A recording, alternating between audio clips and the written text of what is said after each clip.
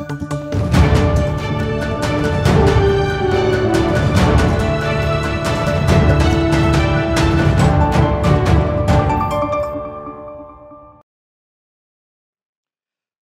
Pemuda Indonesia, jumpa kembali bersama saya Moh Gunawan Abdillah di Studio EJ TV. Kali ini tema mengangkat G20, Recover Together, Recover Stronger. Saat ini 2 hari diadakan di Bali, 15 dan besok hari terakhir. Beberapa kepala negara juga hadir di pertemuan tingkat tinggi G20 di mana Indonesia meminta adanya kesepakatan secara global. Baik dari lingkungan, dari kesehatan, maupun dari beberapa tema lainnya, korupsi, pariwisata, dan lain sebagainya.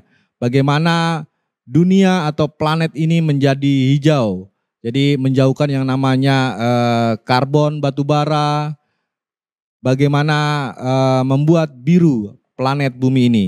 Hadir di studio EJTV, kita sapa satu persatu tokoh eksponen pemuda Indonesia yang sudah tidak asing lagi.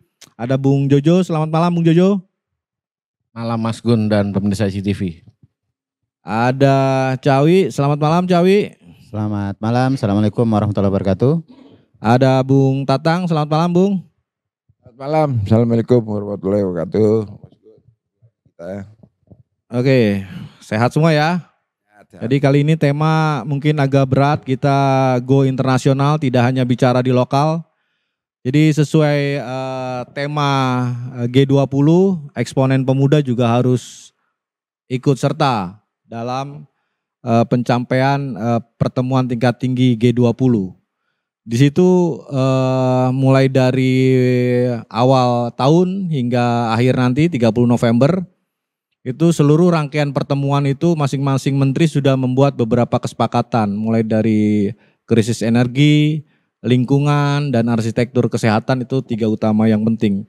Tapi kita mau ke environmental etik ya, di mana lingkungan dikedepankan. Apalagi hari ini juga Pak Luhut juga telah bicara. Jadi bagaimana menghilangkan batu bara. Jadi energi terbarukan juga akan menjadi solusi bagaimana bumi Indonesia juga jauh daripada energi-energi kotor seperti batu bara. Itu memang adalah PR terbesar di Indonesia yang saat ini memang seluruh pembangkit listrik tenaga uap suplainya adalah batu bara. Itu adalah PR tersendiri.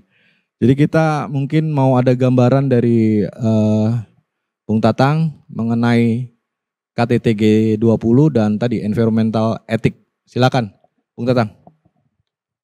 Makasih Mas Gun. Ya alhamdulillah kita ketemu lagi dan dalam pembahasan yang ini pembahasan yang cukup aktual karena memang momentumnya sedang di depan mata, ada pelaksanaan G20 yang sekarang dilaksanakan di Indonesia, di negara kita sebagai tuan rumah dan sedang berlangsung di Bali. Dan menjadi fokus khusus bagi masyarakat internasional, khususnya pemerhati komunitas di masalah-masalah lingkungan hidup dunia. Dan juga masyarakat internasional secara keseluruhan. Di samping juga media-media internasional sedang fokus di Indonesia. Karena memang salah satu alasan kenapa Indonesia dilaksanakan sebagai tuan rumah pelaksanaan G20 ini, karena isu grammar dunia yang ada, khususnya yang kita ketahui ada 3, yaitu menyangkut masalah, salah satunya adalah masalah environmental etik atau lingkungan hidup, di samping masalah kesehatan dan masalah gender atau keberagaman. Nah, isu ini juga dikaitkan menjadi isu pokok di dalam pembahasan G20 yang ada. Antara lain ada 4 hal isu-isu pokok yang akan dibahas di G20 saat ini, yaitu yang pertama mengenai isu tentang lapangan pekerjaan. Yang kedua transformasi digital. Yang ketiga planet berkelanjutan dan layak huni. Yang keempat itu masuk isu keberagaman. Nah isu-isu ini di Indonesia khususnya mengenai lapangan pekerjaan itu adalah isu-isu klasik tapi masih tetap up to date. Di mana masyarakat kita ini terutama kalangan generasi muda yang juga termasuk mahasiswa yang telah selesai dalam studinya itu kesulitan khusus masalah lapangan pekerjaan yang belum terselesaikan hingga saat ini. Di sisi lain ada keprihatinan masyarakat internasional pada generasi muda kita di Indonesia khususnya itu mengenai lifestyle dan mentalitas pada tentang isu lingkungan hidup tersebut, kepedulian terhadap lingkungan hidup tersebut, isu lingkungan hidup. Kenapa kecenderungan generasi muda dan khususnya kalangan generasi Gen Z ini, milenial, mereka cenderung lifestyle dan mentalitasnya enggak peduli karena fenomena sosial politik di Indonesia itu bertolak belakang dengan isu tersebut yang dilakukan oleh elit-elit politik atau pembuat kebijakan di Indonesia. Salah satunya adalah korupsi yang makin marak dan belum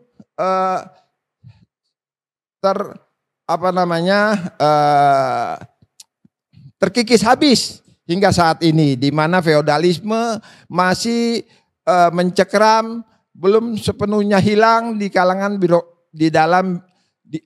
birokrat atau birokrasi yang ada di Indonesia ini. Di mana feodalisme itu adalah pintu masuk utama dari oligarki dan oligarki inilah yang berkolaborasi dengan pejabat-pejabat birokrat atau pembuat keputusan di negara Indonesia, juga khususnya pada umumnya di negara-negara berkembang yang ada, sehingga terjadi korupsi kolusi di sana dan merusak lingkungan, merusak alam dalam rangka kepentingan bisnis mereka, sehingga itu menjadi sebuah isu sentral di dalam G20, yaitu lingkungan hidup, kepedulian untuk tidak merusak alam, bisnis tapi tidak merusak alam. Maka Kadin Indonesia membuat tiga pokok pemikiran bahwa ada profit, people, dan planet. Bahwa bisnis tetap dilakukan, tapi dengan tidak merusak alam, bahkan memberi kemanfaatan kepada alam, juga kemanfaatan kepada people, kepada manusia di sekitar alam yang dikolaborasi atau dijadikan lahan-lahan bisnis. Itu dengan program-program Kadin Indonesia saat ini bekerja sama dengan penggiat-penggiat aktivis masalah lingkungan atau lembaga-lembaga masyarakat yang berafiliasi pada lingkungan hidup dan penggiat alam. Itu yang latar belakang kenapa isu-isu sentral yang 4 tadi itu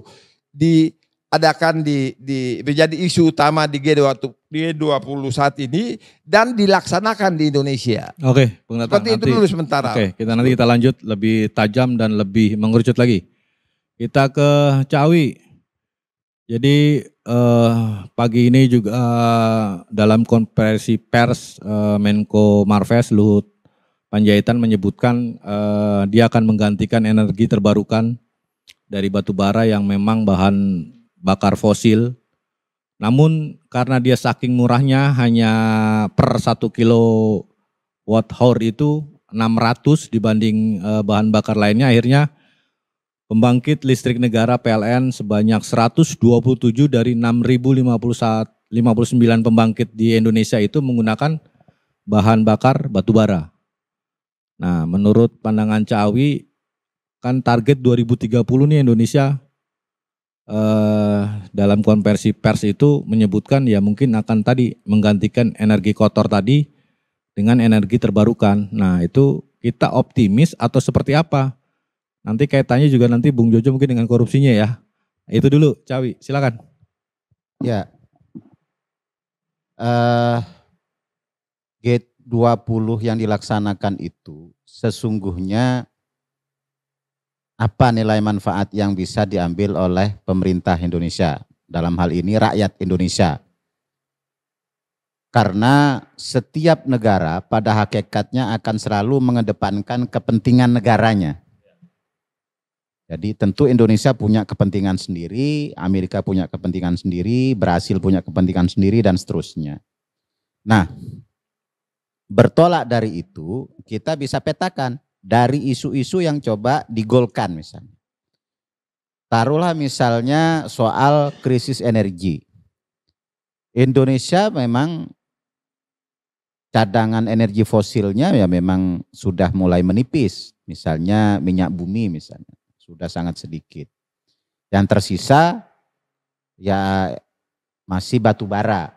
Walaupun harganya murah misalnya. Sesungguhnya kenapa pemerintah Indonesia tidak menegosiasikan ulang agar harganya misalnya menjadi layak dan menghasilkan nilai lebih buat kas negara dan kesejahteraan rakyat. Tentu ini kan pertanyaannya. Siapa saja yang bermain di batu bara itu? Yang berikut misalnya, kita ini kaya potensi gas bumi misalnya. Ya, geotermal. Nah, apa langkah kita ke sana? Kita ada nikel, ya kan, untuk aki, mobil listrik dan seterusnya. Sudah diarahkan ke sana, nikel. Sekarang yang lagi menarik ini kan nikel. Ya kan. Nah, ini arahnya. Kita punya banyak bentangan pantai yang anginnya tinggi, anginnya cukup kencang misalnya. Kalau tenaga angin. Kita juga punya sungai-sungai yang besar. Kalaupun misalnya mau pakai tenaga air. Kayak gitu. Kita punya sinar matahari yang hampir 12 jam per hari misalnya. Ini kan sebenarnya potensi-potensi yang bisa dieksplorasi. Kalau ngomong energi. Kalau ngomong soal lingkungan.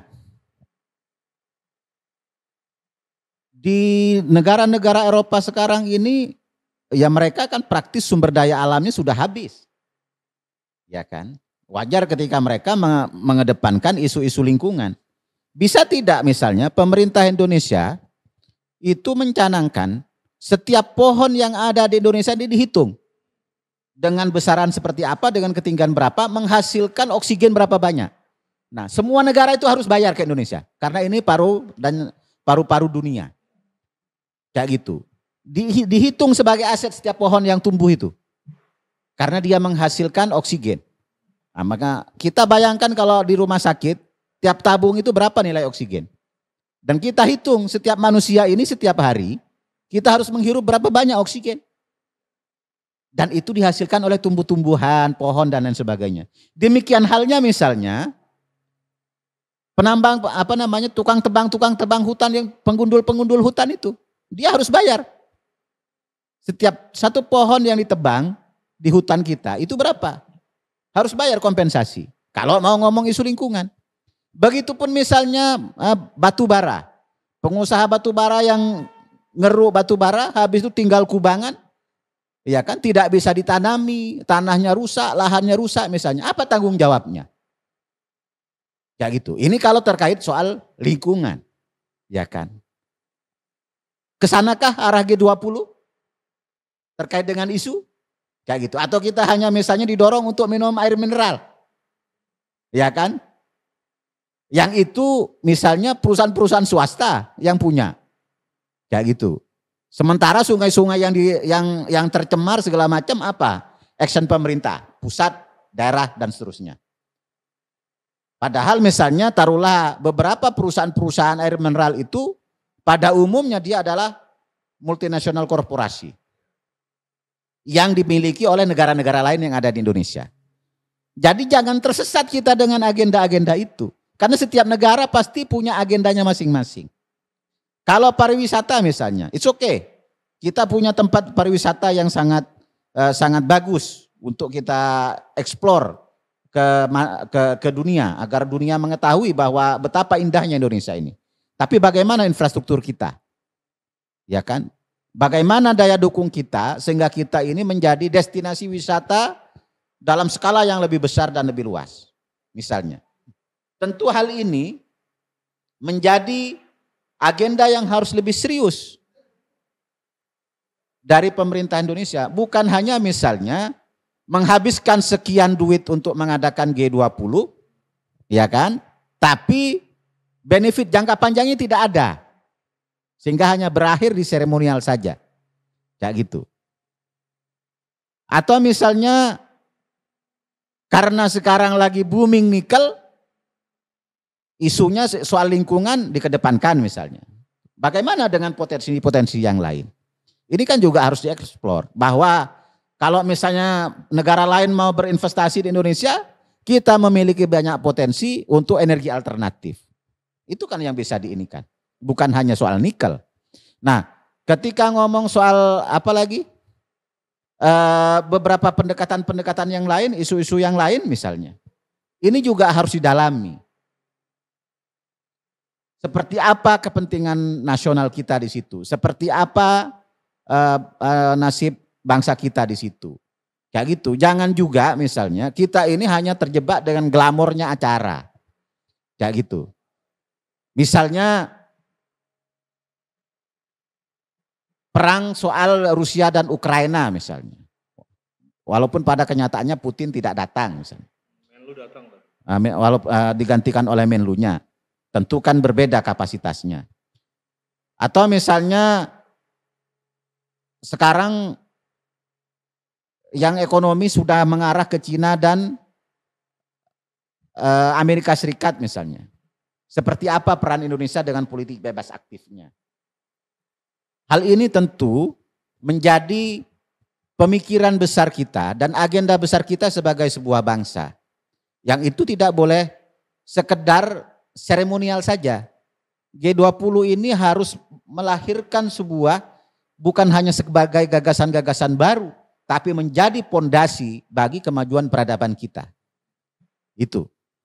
Soal kerjasama dengan negara-negara lain itu seperti apa, keamanan kawasan bagaimana, dan seterusnya. Barangkali itu sebagai pengantar. Oke, Cawi, terima kasih. Lanjut ke Bung Jojo.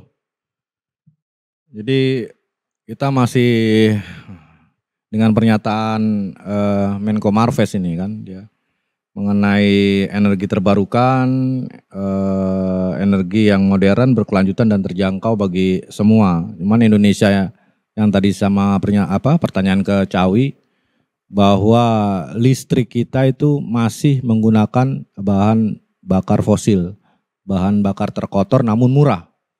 Cuman ini kan banyak oligarki itu masuk ke bisnis tersebut, kong kali kong dengan perusahaan negara tersebut.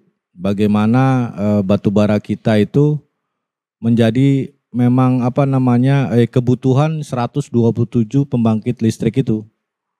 Nah, pandangan Bung Jojo melihat kan di G20 itu juga salah satunya adalah pemberantasan korupsi, karena itu menjadi masalah dunia juga, dan Indonesia ingin tadi membersihkan tadi. Cuman kalau kita lihat dari beberapa kasus yang memang kelihatan sangat nyata, ya pemerintah ikut mendanai para oligarki dalam tanpa agunan pun berani bank-bank kita itu mendanai oligarki tersebut untuk tadi perusahaan-perusahaan batubara, dan akhirnya dua pemain besar juga bertarung. Ini sebenarnya kan sudah dilaporkan ke Bareskrim lah, penggelapan lah, pencucian uang lah, apalah. Jadi kalau kita kaitkan dengan G20 itu kan menjadi sesuatu yang Indonesia masih ada ya, uang sampai triliunan digunakan bancakan oleh oknum-oknum, tapi Presiden Jokowi seperti tutup mata atau tidak mau melihat persoalan itu terkait tadi pemberantasan korupsi yang menjadi tema besar di G20. Silakan Bung Jojo. Terima kasih Mas Gun. Selamat malam pemirsa GTV. Yang pertama sebelumnya saya sampaikan, saya juga karena saya kebetulan Ketua Umum Kaukus Muda Anti Korupsi, Kamaksi. Jadi saya lebih tertarik tadi dengan tadi yang Mas Gun sampaikan tentang sisi korupsinya. Karena saat ini kita tahu bahwa isu pemberantasan korupsi ini masuk dalam tema utama di G20 Summit di Bali. Artinya G20 ini harusnya menjadi momentum akselerasi isu pemberantasan korupsi di tingkat internasional. Apalagi langkah terbaru saat ini yang akan diambil oleh pemimpin-pemimpin di G20 adalah akan melakukan deklarasi bersama, ya kan, untuk mengimplementasikan langkah-langkah termasuk pencegahan, termasuk penindakan segala macam. Artinya tidak ada ruang sama sekali, tidak ada toleransi terhadap praktek korupsi di sektor pemerintah ataupun swasta. Itu yang saya garis bawahi ya. Tapi tadi sebenarnya kata Cawi, kita lihat nanti ke depannya gimana, apakah itu akan benar-benar implementasikan hanya seremonial belaka lah. Nah, kalau kita lihat lagi kembali ke negeri kita sendiri. Karena seaktivis 98 mungkin kita masih ingat ya. Soeharto ini jatuh karena saat itu kami melakukan gerakan-gerakan anti KKN, korupsi, kolusi, nepotisme. 32 tahun Soeharto berkuasa, rezim ini menerapkan KKN untuk memperkaya kroni-kroninya. Bahkan partai oligarki ini subur sejak masa Soeharto kalau saya bilang. Nah, sampai hari ini pemerintah juga dilihat belum serius untuk menerapkan pemberantasan korupsi itu. Yang saya lihat saat ini Kementerian Keuangan sudah menyita aset-aset Tommy Soeharto misalkan di Karawang, Timur. Sudah mengambil lagi taman mini oleh pemerintah dan lain-lain, tapi tidak maksimal kalau saya bilang. 3 tahun berkuasa, rezim Orde Baru banyak melakukan KKN, banyak mengeruk sumber daya alam yang hanya menguntungkan kroni-kroninya. Menurut kami teman-teman 98 itu. Makanya kami waktu itu bergerak meruntuhkan Soeharto waktu itu. Nah, artinya Indonesia ini sebenarnya masih ada PR berat. Banyak kasus korupsi kita tanah air yang belum selesai sampai hari ini. Tapi saya sangat mengapresiasi lah pemerintahan Jokowi ini sudah melakukan terobosan dengan melakukan deklarasi kan di G20. Para pemimpin G20 ini akan melakukan deklarasi, itu kan sebuah terobosan kalau saya bilang. Nah, tapi kita lihat nantinya ke depan nih, benar nggak ini akan Indonesia ini akan komitmen dengan pemberantasan korupsi? Karena kita lihat tadi kalau bicara juga tadi sektor pertambangan batu bara, ini ada yang seksi saat ini yang menggelitik saya sebagai ketua umum organisasi anti korupsi lah, yaitu ini ada marah pemberitaan yaitu dugaan pemberian kredit tanpa agunan oleh salah satu bank BUMN ke perusahaan batu bara. Saya sebutlah namanya, Bomba Group misalkan. Ini nilainya nggak main-main, 89T gitu kan. Yang sampai saat ini masih tanda tanya nih, apakah ini benar apa tidak gitu. Nah, ada teman-teman mahasiswa lah, kadang sudah melakukan aksi beberapa kali. Tapi saya lihat nih pihak stakeholder, katakanlah dalam hal ini pemerintah, ya kan, atau pihak perbankan itu tidak merespon gitu loh. Berarti kan ini kan ada tanda tanya nih sebesar. Kok bisa sih, kalau memang ini benar terjadi, kok bisa sih ada bank pemerintah, bank plat merah memberikan kredit tanpa agunan sebesar itu ke perusahaan swasta misalkan, ya kan. Terus itu kan berpotensi untuk terjadinya kredit macet. Nah, nantinya akan berpotensi juga terjadinya kasus korupsi. Kalau itu kan terjadinya gini, kalau nanti terjadi kasus korupsi itu kan dua indikasinya, dua indikatornya. Pertama, si pengusaha ini tidak mampu membayarkan kreditnya atau katakanlah macet gitu kan, tidak ada upaya lah. Kedua, pemberi kreditnya harus bank pemerintah, BUMN katakanlah. Nah ini kan sudah terpenuhi nih Mas. Makanya saya pikir Pak Jokowi juga harus menyoroti isu ini karena nggak main-main, nilainya 89T. Saya lihat di media sudah ada beberapa teman-teman aksi ke gedung BNI. Makanya maksud saya ini kan kalau kita lihat, saya agak setuju dengan Gus Sawi nih, kayaknya seremoni aja nih di G20 ini kan gitu. Ini di Indonesia ini sampai saat ini aktualnya masih ada isu itu loh, isu KTA ini kata Bang Gon, dan ini menyentuh sektor pertambangan batu bara gitu loh. Ini dari kemarin saya agak gerah dengan isu ini nih. Ya kan. Mungkin kedepannya kita juga akan menyurati mungkin Menteri BUMN dan juga Kementerian Keuangan ya. Karena nggak main-main 89T gitu. Kalau memang ini terjadi berarti memang dugaan kami ini oligarki juga ikut bermain. Tapi siapakah oligarkinya kan gitu? Apakah dari pihak oknum kementerian kah, ya kan, oknum bank kah kan gitu kan. Ini kan harus kita urai bersama-sama gitu. Nah saya juga nggak tendensius menyerang perusahaan itu bukan, tapi ini kan sedang ramai di media. Nah jadi memang saya pikir Indonesia ini sebelum sebelum melakukan sebuah kalau saya bilang saat ini sebuah deklarasi itu ya kan, sebuah deklarasi yang akan katanya diimplementasikan, tadi saya lihat di situsnya G20. Ya dilihat kembali, dalam negeri ini masih banyak PR Mas. Masih banyak PR, kasus-kasus korupsi ini belum selesai. Jadi memang Pak Jokowi ini, Presiden Jokowi ini harus menunjukkan dulu nih sikap kenegarawanannya gitu kan. Ketika nanti G20 selesai, jangan-jangan udah lupa lagi nih kan. Cuma sekedar kumpul-kumpul doang penting-penting negara di Bali itu kan. Nggak bicara lagi, nggak fokus lagi bicara tentang lingkungan, tentang energi kan, tentang kasus korupsi. Nah itu yang saya khawatirkan, ini kan menghambur-hamburkan uang negara. Nah yang menjadi tugas kita lah bagaimana kita melakukan pengawalan hasil dari pertemuan G20 itu di Bali. Itu kan tugas kita sebagai civil society kan, sebagai kelompok masyarakat, sebagai kelompok aktivis. Itu harus kita lakukan. Ketika pertemuan ini selesai, kita harus kawal itu, gitu loh. Jangan sampai ini hanya menghabiskan uang rakyat gitu kan. Jadi seremoni di saat Indonesia sedang selesai dari pasca ekonomi juga sedang baru pulih lagi kan gitu, tiba-tiba kok sekian banyak dana itu dihabiskan untuk G20 tapi hanya seremoni belaka. Makanya saya pikir menjadi tugas kita lah bersama. Jadi sementara itu dulu Mas Gun. Oke, terima kasih Bung Jojo. Ke Bung Tatang lagi. Jadi ini update juga nih isu-isunya nih. Jadi selain G20, Presiden Jokowi juga mengungkapkan bagaimana saat dia mengakhiri jabatan, dia akan kembali pulang kampung ke Solo. Dan ingin seperti apa sih dia? Nah, dia ingin menjadi penggiat lingkungan hidup. Jadi ya kita dukung. Cuman ya mungkin Bung Jojo tadi apakah cuman seremonial atau lip service atau seperti apa, kita juga nggak tahu nih. Apakah ini ada keterkaitan dengan tema besar di G20. Jadi Presiden melontarkan kata-kata tentang lingkungan hidup. Tapi kalau kita tarik garis besar dari Sabang sampai Merauke, itu seluruh Indonesia nih hampir kalau kita ngelihat aplikasi Geoportal di SDM, jangankan Sumatera, kita dekat ke Banten aja itu yang kemarin banjirnya gila-gilaan, ternyata di hulunya itu seluruhnya tambang untuk mensuplai bahan semen di Merah Putih. Laut selatan di Pantai Baya itu ternyata juga dibor, disedot, bukan pasir tapi di sana ada tambang emas. Jadi Indonesia emang gila-gilaan ini kaya rayanya. Jadi kalau ngelihat bagaimana bumi ini berkelanjutan, transisi energi. Jadi apakah ini hanya seperti apa atau menurut pandangan Bung Tatang seperti apa? Silakan Bung. Ya makasih Mas Gun.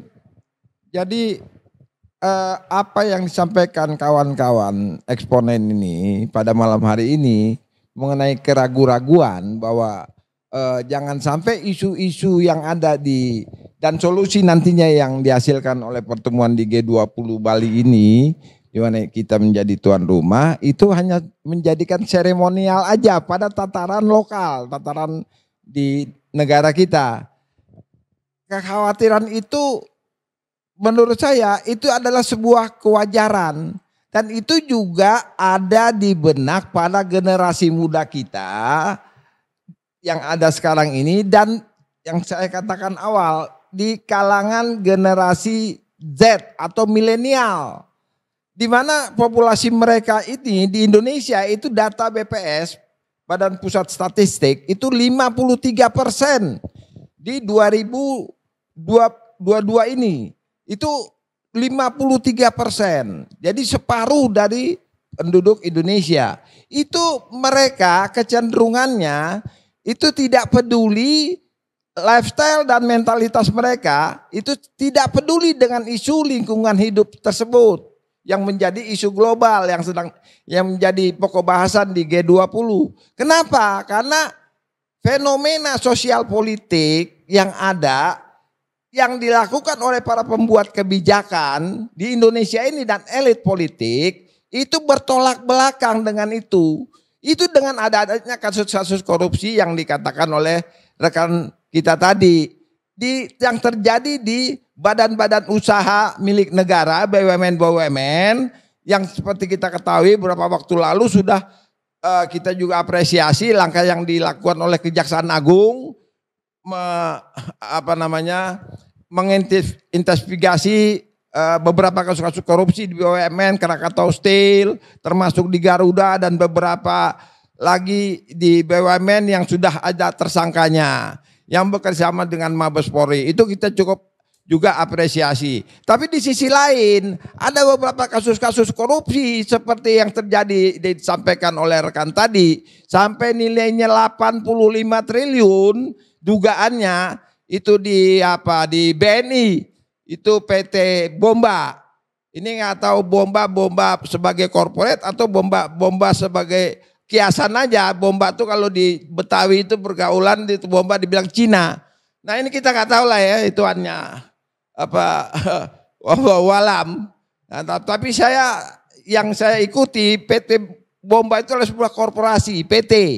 Nah kalau dia dikatakan PT kemudian ada mendapat kredit tanpa anggunan sampai 85 triliun dari bank negara, berarti di situ sudah terjadi kolaborasi antara pejabat birokrasi negara dalam hal ini, karena BNI itu adalah bank negara, dengan oligarki yang merugikan negara, karena itu uang rakyat yang diperoleh dari pajak-pajak kaum marhen, supaya dia tahu. Kaum marhenis, pedagang-pedagang kecil untuk menguatkan APBN kita. Kata APBN itu diperoleh dari pajak-pajak oleh rakyat. Mereka pun pejabat birokrasi dibiayai, digaji oleh rakyat. Tapi diberikan kepada korporasi bisnis. Yang menguntungkan hanya pihak mereka. Bukan menguntungkan rakyat. Dugaan tersebut walaupun sudah ada bantahan dari pihak BNI, tapi itu kan baru sepihak. Ini adalah beban yang harus diselesaikan oleh pemerintah di bawah kepemimpinan Pak Jokowi, sehingga menimbulkan kepercayaan terhadap diri kalangan generasi muda dan kaum milenial ini, sehingga mereka peduli pada isu global itu, lingkungan hidup. Kalau sekarang ini kecenderungannya tidak ada kepedulian itu, karena terjadi kasus-kasus korupsi yang dimana pemerintahan sendiri melakukan pembiaran. Kalau saya lihat itu kan ada dua perspektif raksasa batubara, Titan dan Bomba. Termasuk Titan. Nah, ini termasuk ada lagi Mas Gun, kenapa juga korupsi itu dibuat jadi isu global di G20? Karena korupsi ini berkaitan juga dengan isu environmental etik, kepedulian, etika kepedulian lingkungan hidup tersebut. Pertanyaan saya, kenapa kepolisian, BPK, KPK, kejaksaan tidak bertindak kalau memang betul adanya itu? Itulah yang menjadi persoalan. Dan kita dari eksponen ini kan dari tayangan-tayangan yang lalu-lalu sudah menginginkan dan menghimbau kepada instansi-instansi tersebut yang bahkan surat-surat kita juga belum ada respon kan? Ya, surat-surat yang sudah kita kirimkan itu belum ada respon, entah sudah diterima atau belum. Tapi yang jelas kita akan mengirimkan lagi setelah ini untuk diadakan investigasi biar yang terjadi di masyarakat adalah sebuah kebenaran yang faktual. Bukan kebenaran yang palsu atau logical fallacy yang dibuat oleh pemangku kebijakan yang berdampak pada krisis kepercayaan rakyat kepada pemerintah, berdampak pula pada ketidakpedulian generasi muda dan milenial tersebut yang terhadap isu global lingkungan hidup. Itu merugikan kita juga Indonesia ini, negara Indonesia. Karena kita seperti yang dikatakan Bung Suawi itu, kita ini adalah paru-paru dunia. Di mana konsumernya adalah masyarakat dunia, masyarakat internasional. Sehingga menimbulkan kekecewaan di kalangan masyarakat internasional, khususnya pemerhati environmental etik ini terhadap Indonesia. Kenapa? Berkaitan terhadap ketidakpedulian rakyatnya pada lingkungan hidup. Padahal itu disebabkan oleh kebijakan pemerintah yang tidak menimbulkan kepercayaan atau trust kepada rakyatnya sendiri. Dengan apa? Dengan masih adanya kasus-kasus KKN yang terkesan adanya pembiaran di sana. Contohnya seperti itu. Beberapa yang terjadi di Bomba, di Titan, termasuk KKN-nya Telkomsel dengan Tokopedia itu, di mana di situ ada komisarisnya, ada kakaknya Erick Thohir, Boy Thohir. Itu juga kita minta diperiksa, termasuk Erick Thohirnya. Kenapa? Prasyarat sebuah negara maju dan investasi itu maju berkembang adalah penegakan hukum. Hukum tidak tebang pilih. Ini kita melakukan ini semua demi keutuhan dari kekuasaan yang dipimpin oleh Pak Jokowi ini. Karena ide-ide besar Pak Jokowi ini belum terimplementasi sepenuhnya hingga ke akar rumput. Kenapa adanya penyimpangan-penyimpangan tersebut yang dilakukan oleh oknum-oknum, pejabat-pejabat birokrasi. Ini harus dibersihkan, diinvestigasi apabila itu benar-benar terjadi. Oke, itu kan contoh 1-2 kasus. Tapi kalau kita lihat di yang namanya geoportal.sdm.go.id, BUMN pemerintah main yang dinamanya tambang batu bara, tambang semen, tambang semualah. Jadi kalau kita bicara target 2030 ada transisi energi, tema besarnya G20, itu saya rasa kalau ngeliat dari perizinannya tuh nggak mungkin. Jadi contoh PT Antam sendiri, Aneka Tambang, dia tuh di salah satu Jawa Barat, Bantar Karet, Nanggung, Kabupaten Bogor, dia izinnya diperpanjang terus dan 2020 kemarin diperpanjang sampai 2031. Artinya lebih 1 tahun daripada target tadi transisi energi. Jadi kalau saya mau bilang ini ya ini hanya lip service karena kita belum bicara tadi yang swasta. BUMN pemerintah sendiri aja yang melakukan tadi ini. Jadi penambangan-penambangan yang merusak lingkungan yang tadi dampaknya ya ke manusianya, yang disebut orangnya, terus lingkungannya, ekonominya itu juga sepertinya ya banyak hal-hal yang kontra bertolak belakang antara tema besar tadi alam berkelanjutan tadi. Jadi gimana kita mau dapat target 2030? Jadi hanya omong kosong atau seperti apa, Bung Tatang? Ya Mas Gun, jadi saya setuju itu karena isu global ini di tingkat global disebut Social Development Goals. Nah ini disederhanakan disesuaikan dengan bahasa Indonesia oleh pemerintah kita Pak Jokowi dalam hal ini sebagai presiden itu disebut sebagai tujuan pembangunan yang berkelanjutan atau TPB.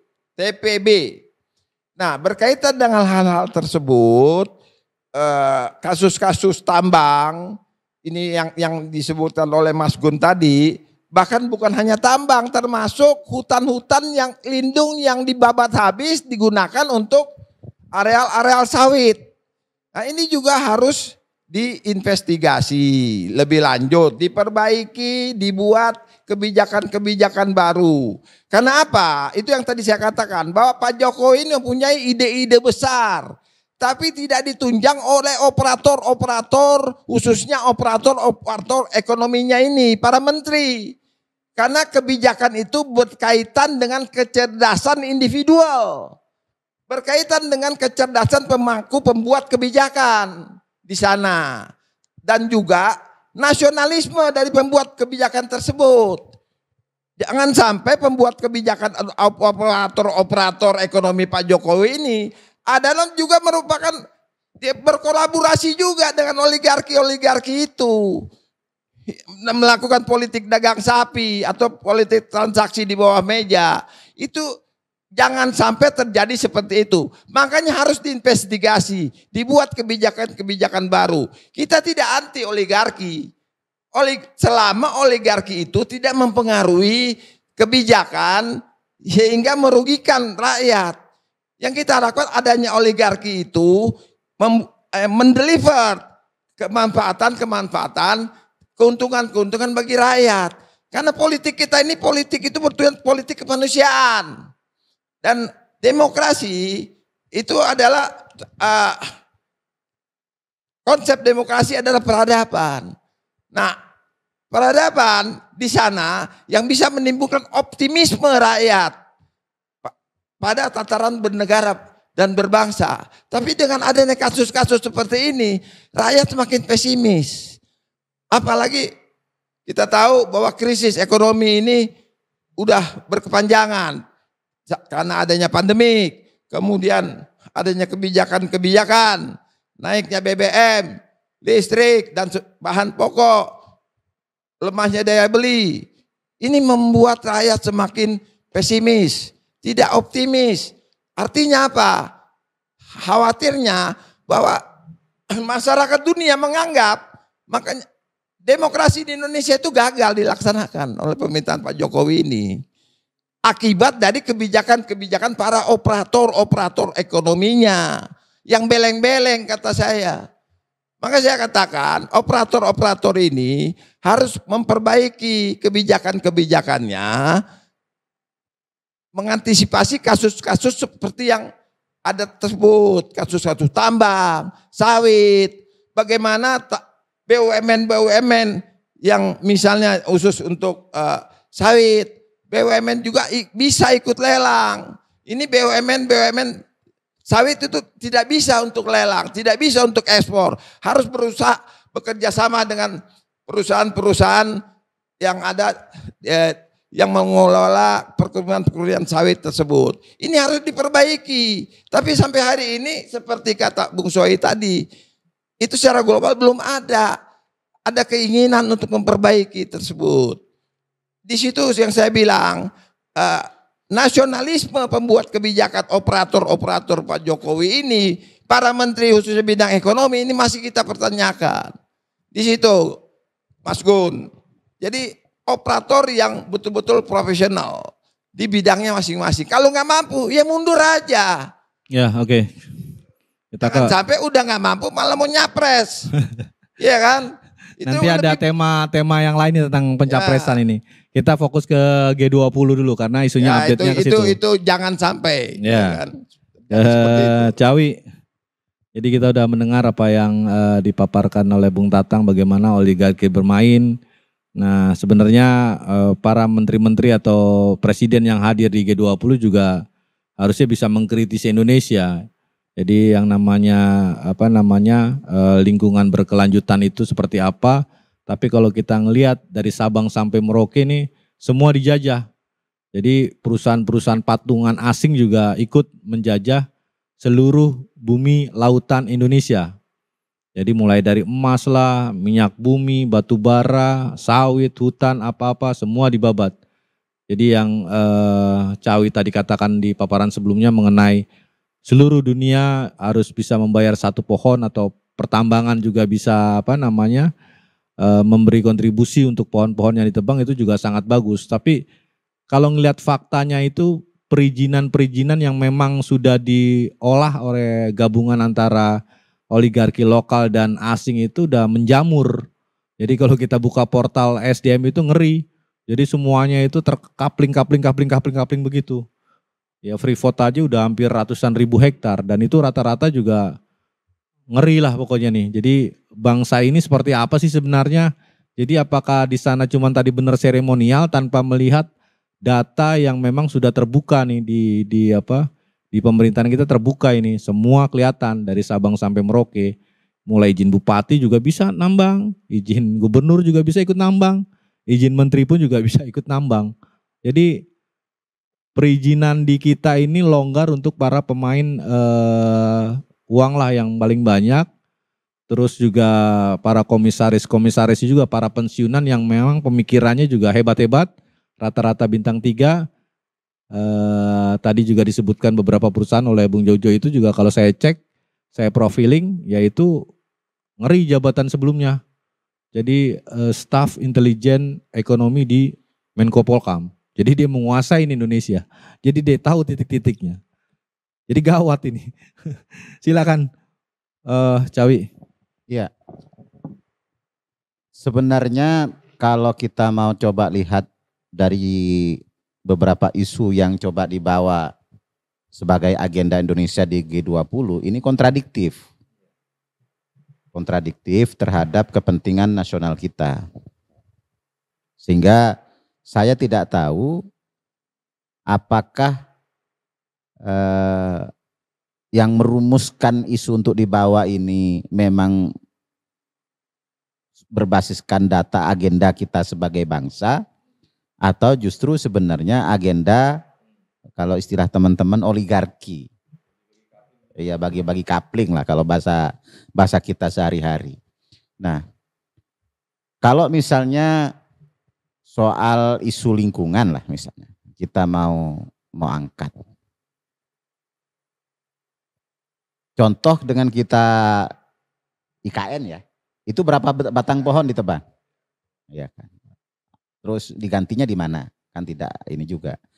Atau misalnya sekian tambang yang sudah tutup, itu siapa yang kelola bekas tambang yang digali dalam-dalam itu, ya kan, jadi kubangan dan seterusnya itu. Itu kan tidak ada pertanggungjawaban juga.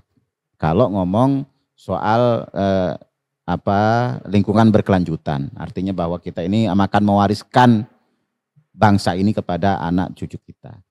Nah, kembali kalau pertanyaannya Mas Gun tadi soal di kafling-kafling ya. Ya nyatanya begitu. Indonesia ini ibaratnya itu hidangan di meja besar. Yang semua orang bisa bersantap, semua orang bisa ngambil di situ. Kayak gitu. Dan itu pada kenyataannya. Dan rakyat kita itu kan bisa praktis dikatakan yatim piatu. Tidak punya tempat mengadu, tidak punya perlindungan dia karena yatim piatu. Kayak gitu. Ya kan? Menjadi bangsa di antara raksasa-raksasa ekonomi, raksasa-raksasa bisnis, raksasa-raksasa politik, kelompok oligarki dan seterusnya. Ini kan pada kenyataannya faktanya seperti itu. Ya kan? Kita kemudian dihibur dengan isu-isu kecil-kecil, ya kan? Yang besar-besar itu tidak pernah dibuka. Hanya kalangan-kalangan tertentu saja yang paham masalah-masalah yang besar-besar itu. Ya kan? Siapa memainkan kafling mana, siapa menguasai kelompok mana, ini kan tidak pernah dibuka. Ya kan? Nah, kenapa demikian? Ini kan juga terkait misalnya dengan oligarki di media massa. Ya kan, sebagai corong informasi misalnya. Ya kan? Belum lagi ditambah dengan intelektual asongan. Ya kan? Yang urusannya siapa pesan isu apa, intinya muncul cerita apa, kan begitu. Nah, ini kan problem bangsa kita selama 350 tahun dijajah itu kan seperti itu. Ya kan? Nah, bertolak dari titik itu sebenarnya tantangan bagi kita, bagi eksponen pemuda Indonesia dan tentu juga bagi seluruh rakyat Indonesia adalah menyadari posisi kita saat ini dan menyadari potensi kita yang kita miliki. Karena dari situlah kita bisa berpijak kira-kira ke depan itu bangsa ini mau ditata seperti apa. Kayak gitu. Kalau urusannya misalnya kita ini masih menari-nari di agenda orang, menari-nari di agenda kelompok kepentingan oligarki misalnya. Ya kan kita ini hanya sehari-hari disuguhkan cerita-cerita yang mereka mau. Cerita-cerita yang mereka tidak mau kita tahu itu ditutupi. Rapat sekali. Kan itu kenyataannya. Ya kan? Dan yang melakukan itu kan tidak banyak orang. Kelompok-kelompok itu saja. Kayak gitu.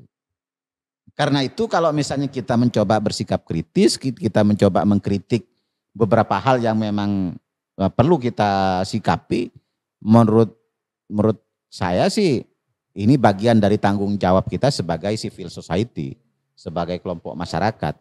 Karena bagaimanapun ya harus diingatkan. Kayak gitu. Kita perlu ingat Kaisar Romawi yang paling kontradiktif itu kan Caligula ya. Caligula ini pada saat dia baru jadi menggantikan Tiberius itu sangat dipuja oleh orang Roma. Dan sangat bagus kelakuannya. Tapi dalam perjalanan makin nyeleneh. Iya kan? Bahkan saudaranya sendiri di incest kayak gitu. Iya kan? Artinya makin nyeleneh dalam perjalanannya. Kenapa? Karena dia kemudian menjadi sangat mendominasi kekuasaan itu. Oleh sebab itu kontrol itu tetap harus kita lakukan. Termasuk misalnya sejauh mana agenda di G20 yang sekarang sedang berlangsung ini kita harapkan memberikan manfaat yang sebesar-besarnya untuk kepentingan dan kebutuhan bangsa Indonesia. Bukan hanya menjadi seremonial belaka. Itu barangkali yang menjadi beban dan tanggung jawab kita. Oke, Cawi terima kasih. Ke Bung Jojo kembali. Jadi mungkin masyarakat juga ingin pemahaman tadi yang korupsi itu seperti apa, apalagi di kong kali kong di perizinan tambang, bahkan izin tambang itu murah meriah, ya akhirnya seperti itu kan. Ya dia kenal dengan beberapa bank, dia akhirnya kong kali kong, ya dia cari target mana yang bisa diambil dan menjadi konglomerasi baru di bidang tambang. Jadi mafia tambang, korupsi. Mungkin presiden-presiden yang hadir di KTT G20 juga melihat Indonesia ya bahagia-bahagia mungkin. Karena di Bali, Pulau Dewata ya akhirnya ya seremoni atau seperti apa juga ya mereka yang tahu. Cuman mungkin keputusan-keputusan di G20 di Bali juga bisa menghasilkan dan menguntungkan Indonesia. Namun secara fakta ya crowded situasi Indonesia. Silakan Bung Jojo. Oke Mas Gun. Jadi seperti tadi saya utarakan bahwa ini kan G20 ini kan menjadi momentum akselerasi pemberantasan korupsi di skala nasional maupun internasional khususnya. Nah, apa implementasinya? Yaitu meningkatkan partisipasi publik misalkan.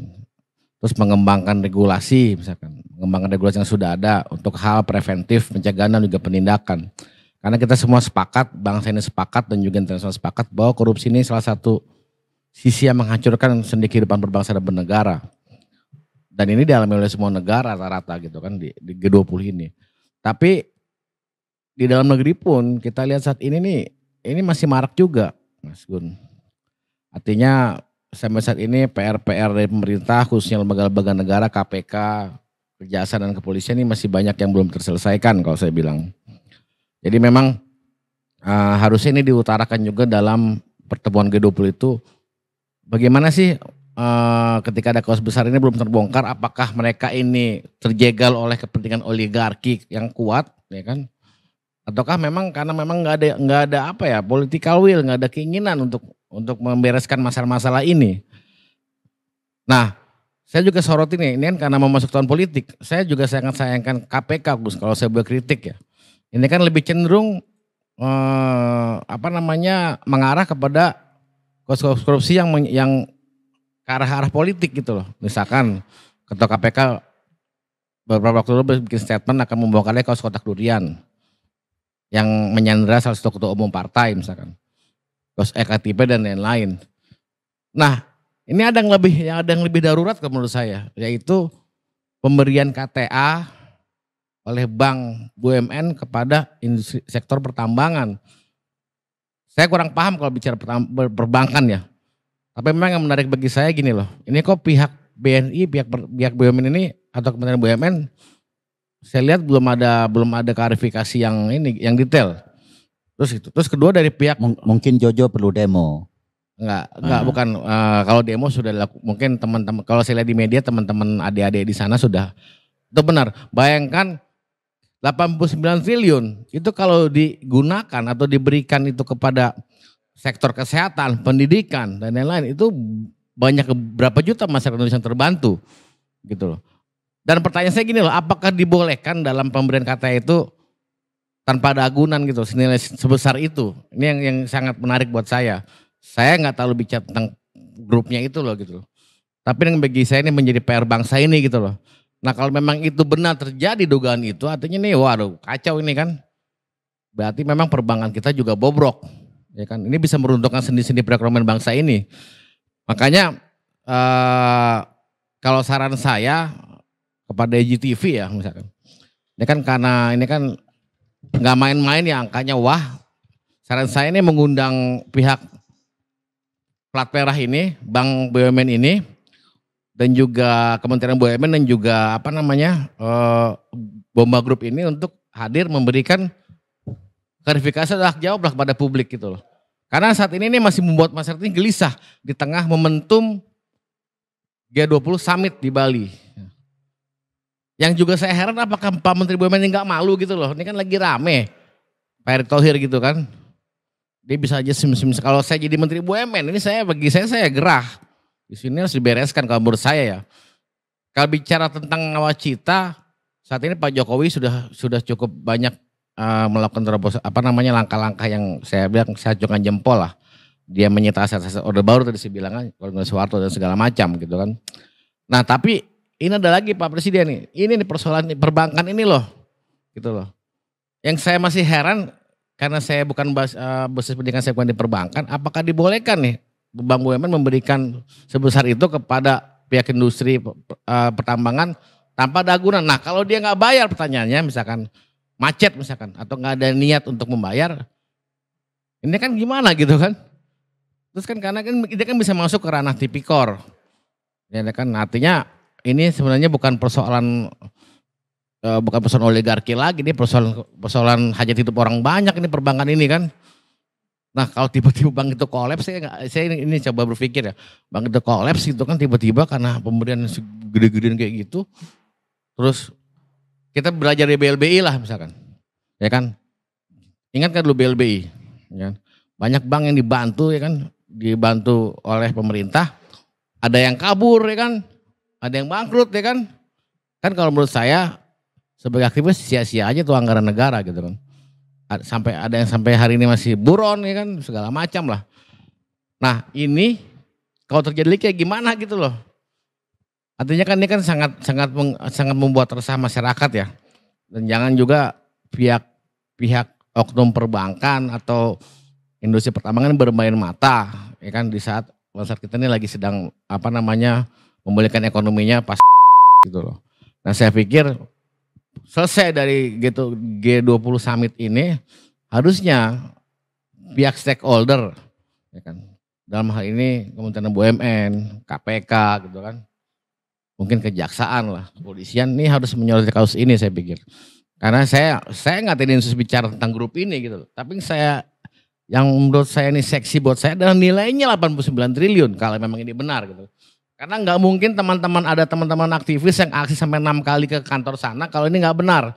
Itu asumsi saya gitu kan. Menurut saya nggak mungkin mereka buang energi ke sana demo gitu kan. Terus kalau mereka juga pasti kan nggak bodoh. Kalau ini misalkan nggak terbukti kan mereka pasti akan digugat pencemaran nama baik misalkan, pidana maksudnya kan gitu. Artinya nih bagi saya nih yang harus coba kita urai. Ini salah satu contoh case gitu kan, contoh kasus yang ada di Republik ini yang belum selesai. Di saat dunia sedang bangkit gitu kan, karena hampir 2 tahun lebih kita dunia ini terpuruk dampak pandemi gitu kan. Indonesia pun saat ini kita lihat juga persoalan kesehatan, pendidikan dan lain-lain itu masih jauh dari harapan. Ini kok ada gitu bank ngucurin segitu gede untuk industri perbankan tanpa ada agunan pula kan gitu. Ini bagi saya nih, ini harus jadi isu nasional kalau menurut saya gitu kan. Mungkin nanti bisa undang dari ahli perbankannya atau dari pihak BUMN-nya gitu kan. Karena gak main-main, ini bank plat merah loh, bukan bank swasta. Kalau bank swasta sih bodo amat gitu kan. Ini kan bank ini kan sumber anggarannya juga ini kan negara gitu loh. Bagi saya nih yang harus kita sikapi bersama lah oleh semua civil society. Terima kasih. Oke, Bung Jojo, mungkin kita perlu closing statement ini udah hampir 1 jam lebih nih. Jadi kong kali kong RUU Cipta Kerja yang memudahkan para oligarki menggusur, merampas tanah-tanah rakyat untuk tambang, perkebunan, hutan dan lain-lain. Itu mempermudah oligarki. Jadi mungkin negara-negara yang hadir juga sebenarnya bisa menertawakan Indonesia dengan fakta-fakta yang terjadi kan. Ya karena di undang-undang tersebut itu bukan mensejahterakan rakyat tapi mempermudah tadi para oligarki untuk mengeksplorasi bumi Indonesia dengan tadi ya tambang, perkebunan dan yang lain. Mungkin closing statementnya arah ke sana, Bung Tatang, silakan. Ya, makasih Mas Gun.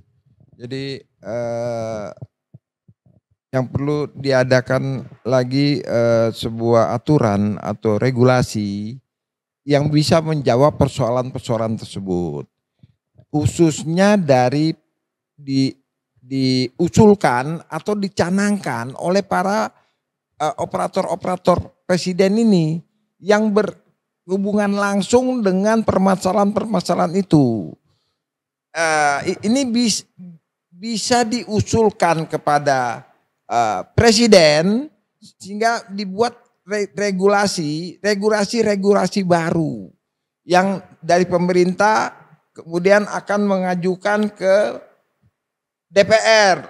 Masih ada waktu untuk menjadi sebuah undang-undang atau katakanlah dalam bentuk urgen menjadi peraturan pemerintah atau Kepres, keputusan presiden. Jadi jangan sampai para menteri ini menyampaikan hal-hal yang sifatnya klasik, hanya membuat Bapak ABS saja, hanya membuat Bapak senang. Tapi yang terjadi di lapangan adalah kerugian-kerugian seperti itu yang berdampak pada bangsa dan negara ini. Satu. Yang kedua, kami ini kan adalah eksponen pemuda Indonesia, teman-teman pengurus dari organisasi kepemudaan, dalam ini KNPI dan yang lain-lain. Kami masih cukup intens berkomunikasi dengan para pemuda dan juga para para milenial yang ada. Mereka kalau dalam komunikasi atau diskusi baik formal maupun informal, bicara tentang environmental etik itu yang terjadi faktanya itu seperti apa yang dikecewakan oleh masyarakat internasional, bahwa tidak ada kepedulian, tidak ada lifestyle atau mentalitas kepedulian terhadap masalah-masalah etika lingkungan hidup tersebut. Karena apa? Yang dikatakan itu tadi, korupsi masih banyak terjadi di mana-mana. Penyimpangan-penyimpangan investasi juga terjadi, Bang. Seperti itu. Sehingga kami berbicara seperti ini, mengusulkan pada pemerintah dibuat kebijakan-kebijakan mengantisipasi penyimpangan-penyimpangan itu. Misalnya ada dugaan kebocoran dana kredit tanpa anggunan kepada PT Domba dari BNI. Itu jumlahnya cukup besar, 89 miliar tuh yang dikatakan kawan saya tadi. Ya itu dalam hal ini KPK, BPK, Kejaksaan, Kepolisian ini melakukan pemeriksaan. Jadi nggak hanya sepihak. Dari cukup klarifikasi dari pihak BNI ada, tapi ada pemeriksaan khusus. Walaupun udah berapa kali kami suratnya mungkin belum sampai, nanti akan kita buat lagi surat mungkin yang terakhir kepada instansi tersebut. Ini dalam rangka menumbuhkan kepercayaan nih pada milenial dan generasi muda kita. Karena mereka nanti yang akan meneruskan tujuan pembangunan berkelanjutan tersebut. Tapi kalau awalnya udah mereka pesimis, apa yang diinginkan oleh pemerintah dengan konsep tujuan pembangunan berkelanjutan itu yang menjawab konsep global, isu global, yaitu Social Development Goals, itu tidak ada hasil. Maka yang akhirnya seperti yang dikatakan kawan-kawan, pertemuan G20 itu tadi akhirnya hanya menjadi seremonial aja. Pada tataran implementasi 0, 0. Yang akhirnya pada saatnya nanti terjadi bukan untuk generasi muda kita, bukan 4.0 tapi 0.4. Gitu loh. Ini yang kita khawatirkan, Mas Gun. Bahwa kritik-kritik atau keinginan-keinginan daripada kami kepada pemerintah yang kita utarakan di sini adalah sebuah kritik yang membangun, di mana kita menginginkan pemerintahan ini supaya bisa menjawab isu-isu global, gitu loh. Bisa menjawab isu-isu global yang berdampak kepada kemanfaatan rakyat Indonesia. Sehingga pertemuan yang ada di mana kita menjadi tuan rumah itu nggak jadi mubazir, nggak hanya lip service atau nasionalisme kosmetik aja kita tunjukkan kepada dunia. Ini berdampak pada kepemimpinan Pak Jokowi. Ini juga harus diperhatikan oleh para operator-operator atau menteri-menteri kabinetnya yang ada. Karena menteri itu adalah presiden. Undang-undang dasar kita menyatakan menteri itu bukan pejabat biasa. Mereka adalah presiden pada sektornya, pada sektoralnya. Itu mereka harus pahami dan mengerti itu. Kira-kira seperti itu harapannya. Oke, Bung Tatang. Terima kasih. Ke Cawi silakan. Untuk menilai G20 ini bermanfaatnya seperti apa dan sejauh mana, yang paling sederhana adalah sejauh mana masyarakat Bali, Provinsi Bali sebagai tempat pelaksanaan dari event ini mengalami peningkatan secara ekonomi, pendapatannya menjadi berlipat-lipat, atau justru sangat sedikit yang menikmati. Baru kita potret dalam skala yang lebih luas seluruh masyarakat Indonesia. Jangan-jangan kita cuma heboh di berita saja. Itu. Baru kita proyeksi ke depan dari apa yang dilakukan dan apa langkah-langkah yang sudah disiapkan. Dari situ kita bisa mengevaluasi apakah G20 ini memberikan manfaat yang signifikan atau tidak. Baik untuk saat ini maupun untuk di masa yang akan datang. Yang kedua, saya ingin memberikan tanggapan terkait dengan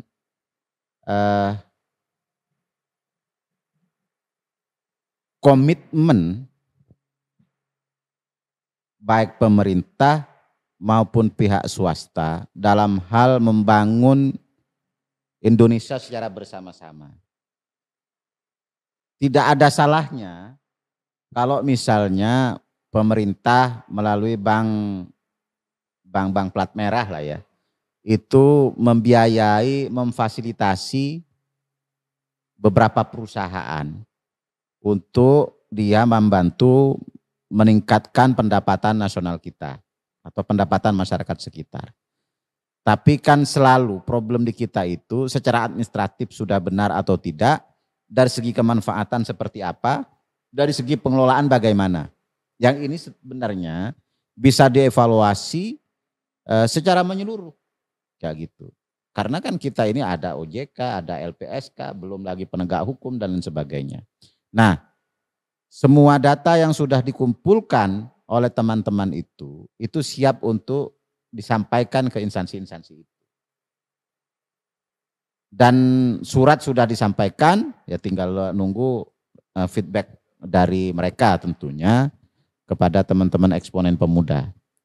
Apakah data-data itu akan cukup membantu mereka untuk menuntaskan persoalan yang ada, atau mereka memiliki data-data yang lebih up to date dan lebih valid misalnya. Nah, ini kita tunggu saja, Bang Tatang, Bung Jojo, kita tunggu seperti apa nanti perkembangannya. Nah, yang berikut terkait dengan komitmen kita semua untuk mengawal proses demokratisasi dan mengedukasi masyarakat. Kayak gitu. Kenapa? Karena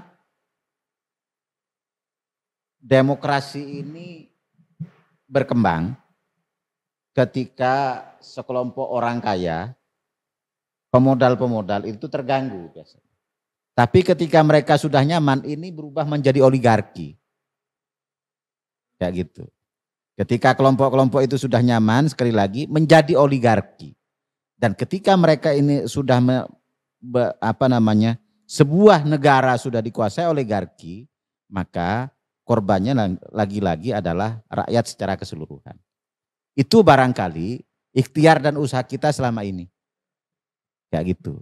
Dan mudah-mudahan ini juga bisa dipahami dan bisa dimengerti oleh masyarakat. Terima kasih. Assalamualaikum warahmatullahi wabarakatuh. Langsung Bung Jojo. Oke, yang terakhir mungkin konsep saya mengingatkan kembali kepada Indonesia sebagai presidensi G20, kita dan negara-negara di G20 kita harus ingat kembali bahwa banyak negara gagal karena kasus korupsi.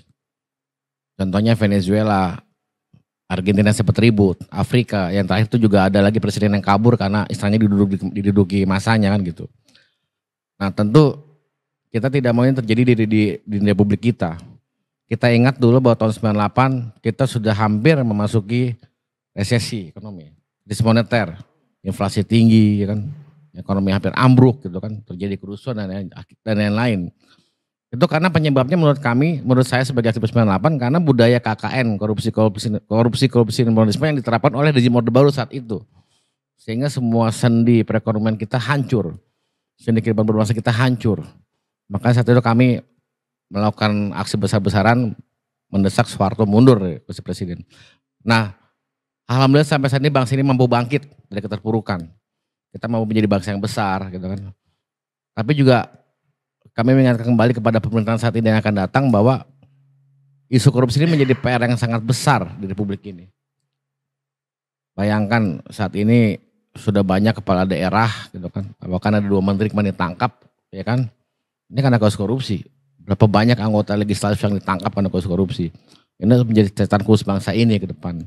Jadi memang kalau menurut saya untuk melawan oligarki atau praktek korupsi itu adalah menerapkan ajaran Bung Karno yang masih relevan saat ini, yaitu berdikari dalam ekonomi, berdua dalam politik, dan berkebudayaan dalam budaya menurut saya ya.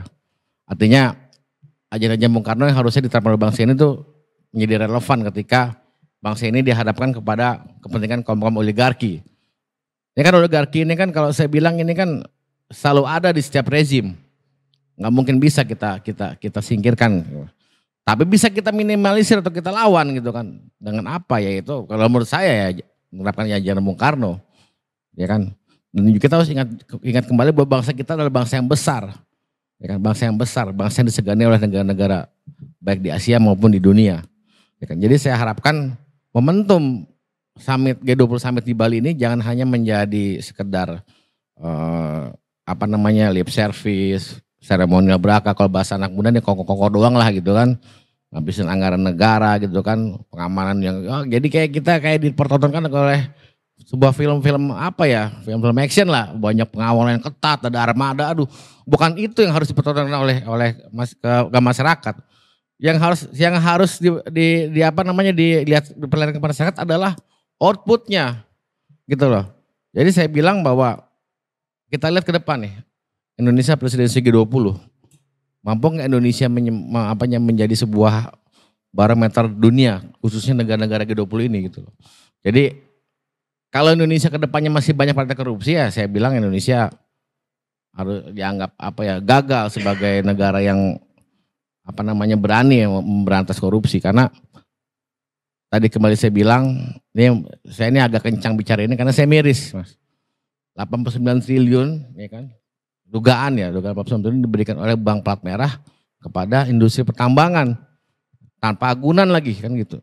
Ya, makanya ini yang bikin saya agak gelisah, agak miris gitu kan, agak keras saya kan. Kalau memang ini terjadi ya harus ada yang dipidanakan gitu loh. Ya kan, supaya kalau macet harus dipidanakan, entah dari banknya kah, entah dari grup itulah ya kan, grup itu kah. Jadinya ini duitnya, ini duit APBN, duit negara gitu loh yang diberikan oleh bank itu kepada industri itu. Jadi memang saya pikir bangsa ini masih memiliki PR yang besar dalam hal kasus pemberantasan korupsi. Jadi memang saya harapkan kita semua teman-teman eksponen pemuda Indonesia, baik teman-teman juga dari kelompok-kelompok aktivis lain juga harus sepakat bahwa kita adalah bangsa yang besar. Kita ciptakan negeri ini bebas dari praktek korupsi dan nepotisme. Mungkin itu aja Mas. Oke, terima kasih Bung Jojo. Terima kasih untuk tokoh-tokoh eksponen pemuda Indonesia. Saya 2 menit nih. Silakan. Saya hanya menyampaikan ini mudah-mudahan menjadi motivasi bagi saya khususnya dan juga para pembuat kebijakan di Republik ini mengenai eksistensi bangsa dan negara ini supaya terus-menerus diperhatikan dan diingat dalam membuat kebijakan-kebijakan tersebut. Juga kasus-kasus kolusi, korupsi, dan nepotisme itu harus diberantas segera di Republik ini. Itu sebagaimana yang diutarakan Bung Karno sebagai founding father kita, bahwa imperialisme dan kolonialisme itu sesungguhnya belum mati. Imperialisme dan kolonialisme itu hanya tidur. Seperti itu diingatkan oleh Bung Karno. Dan bahaya juga apa yang disampaikan oleh Bung Karno, hati-hati dengan new kolonialisme. Jadi kolonialisme baru yang sudah diingatkan oleh Presiden Mahathir sebagai mantan Presiden Malaysia, bahwa apa yang dikatakan tentang new kolonialisme Bung Karno itu bukan hayalan, tapi semata-mata fakta yang terjadi khususnya di negara-negara berkembang di dunia ini. Adanya kolaborasi kepentingan kapitalisme internasional yang berkolaborasi dengan pembuat keputusan di negeri-negeri di mana terjadi kolusi, korupsi, dan nepotisme tersebut yang menyebabkan kehancuran dan keruntuhan bangsa dan negaranya. Seperti itu aja yang saya ingin sampaikan. Terima kasih Bung Tatang. Terima kasih untuk tokoh-tokoh eksponen pemuda Indonesia yang hadir di studio TV. Semoga bisa mencerahkan dan bisa menjadi masukan untuk pembuat kebijakan di negeri ini. Demikian pemirsa IGTV, bagaimana tokoh eksponen pemuda Indonesia memberikan penyerahan kepada bangsa ini, terutama di isu update KTT G20, di mana 3 prioritas utama adalah mengenai penguatan arsitektur kesehatan, mengenai transformasi digital, terus ada transisi energi. Semuanya hanya, kalau dugaan saya, hanya lip service, di mana beberapa penyakit yang kemarin gagal ginjal akut, seorang Menteri Kesehatan gagal untuk mencegah atau membuat kebijakan yang memang benar-benar pro rakyat. Di transformasi digital juga saya duga juga gagal. Bagaimana kejahatan-kejahatan cyber sangat mendominasi. Kejahatan-kejahatan judi online, kripto, penipuan, hingga triliunan duit warga Indonesia lari ke luar negeri. Transisi energi juga demikian, bagaimana batu bara dan tambang-tambang serta hutan di Indonesia masih porak-poranda oleh oligarki asing dan kolaborasi yang seperti Bung Tatang sebutkan itu. Saya tidak mau Indonesia rusak porak-poranda. Sudah saatnya Indonesia mengkritisi dan Indonesia bisa maju. Saya Moh Gunawan, Abdillah undur diri, salam pemuda Indonesia.